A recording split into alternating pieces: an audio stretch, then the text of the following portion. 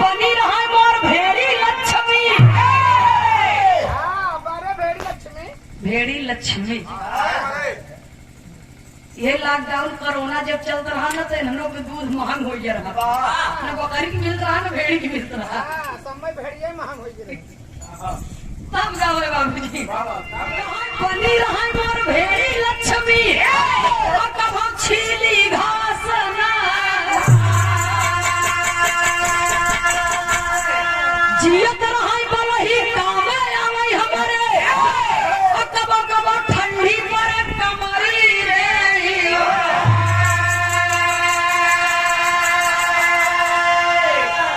भेड़ी के बार न हो तो पता नहीं कजनी कितना दिन ठंडी में ऊनी कपड़ा के अभाव में मर जाते। धन्यवाद दे काहे बरे?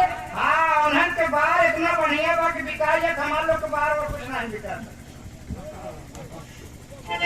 तो आप जवन विचार में तू होता है बेची ना तब गावे बाबूजी दीदी घूमई गई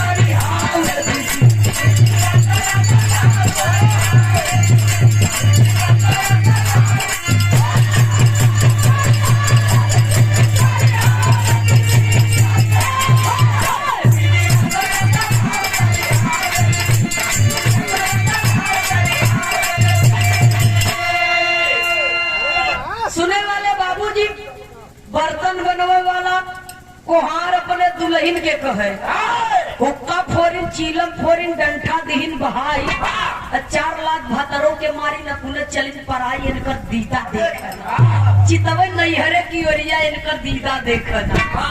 पानी भरे वाला कहार कहे कहावा महंग भय कजरा से धुरवा कहावा कड़ुआ तेल अब कहावा महंग भय सासू जी और पुतवा से जिया पे सोवली अकेल एगो झूलनिया वाली मारा जिन करे जवे में बान लेकिन आखिरी में धोबिया अपने धोबिनिया से कहे क्या कहे भैया हो मोटे मोटे को चवा पोए रे धोबिनिया चले होए ककरा के घर